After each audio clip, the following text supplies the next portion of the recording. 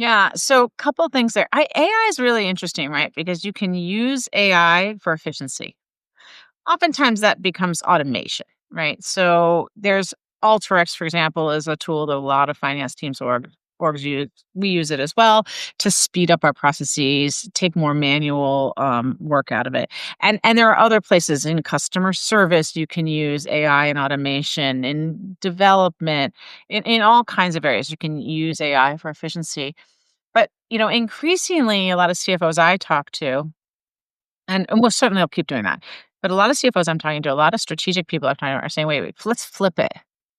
AI is a demand generator, meaning, can you harness the great power that is AI for your company in a way that serves customers better, faster, to actually make it a revenue opportunity for you? So at Vimeo, we recently released a bunch of effort in the AI translations area. So our videos are seen, I think it's 193 countries around the world, or something in that general category, somewhere up there by 190. And so that means there's a lot of need to translate those videos.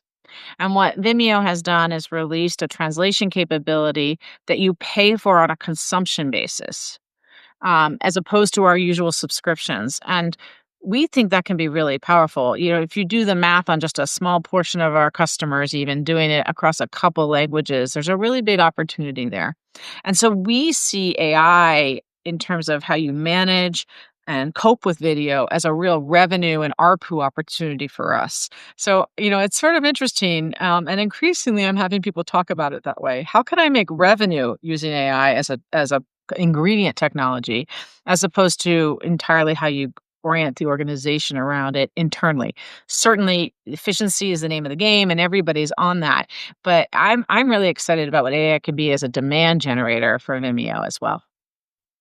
So we just had an offsite with our FP&A team, and we spent maybe half the hours on how do we go faster, use automation, use the new tools that are available to us, and how do we make the transition? So this is kind of, one of the things I see in finance teams, right, is you go, go, go, go, go, go, go. And it's really hard to have the time to architect things. And so we actually took some time out of the office as an FP&A team and really thought about where we want to go and laid out a roadmap, and then laid out a time allocation to have everybody spend more time on getting us where we envisioned ourselves going, because it's just so easy to have that next forecast. Oh, we got to run a forecast. Let's drop doing all the architecture work and let's move on. And so we've been spending a lot of time on, crafting the time, leaving the time to go do those things.